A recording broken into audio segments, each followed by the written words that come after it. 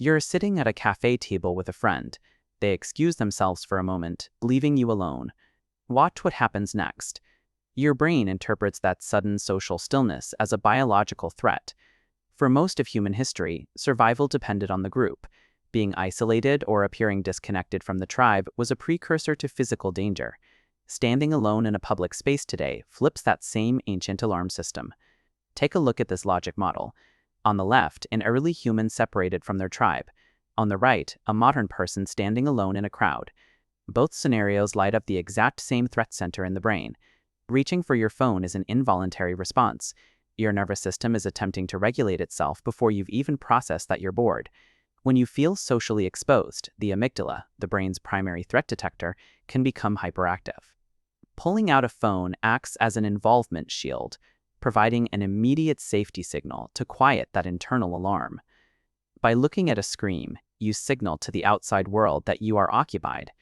It effectively removes you from the immediate environment and the potential for scrutiny.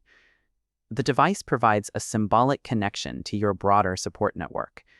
The moment the screen lights up, an isolated node links into a massive web of relationships.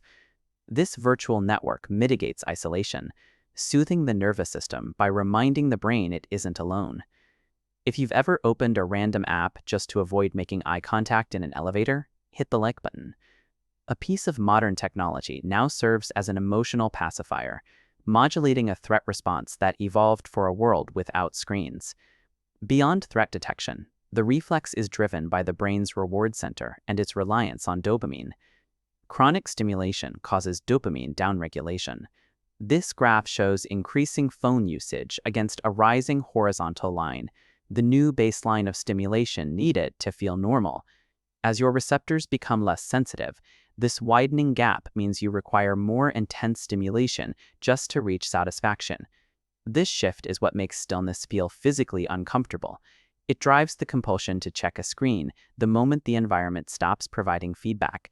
This device exacts a physiological toll, even when it sits dark on a table.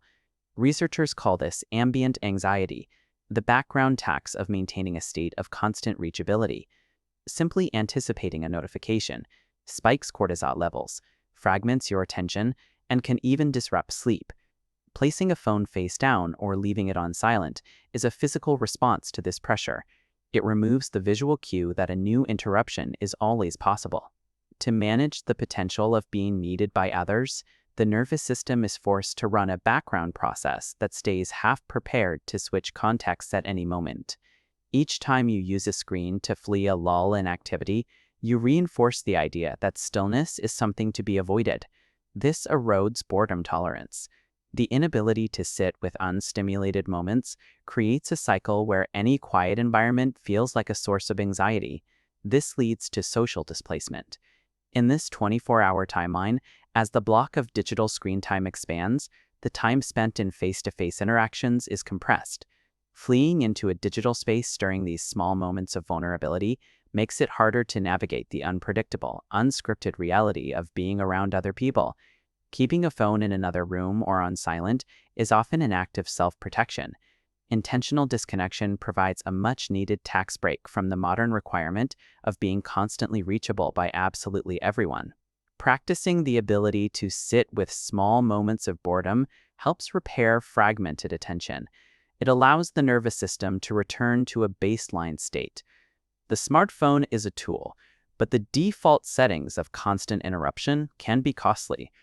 Subscribe to the channel and tell us in the comments about a time you caught yourself reaching for your phone just to stay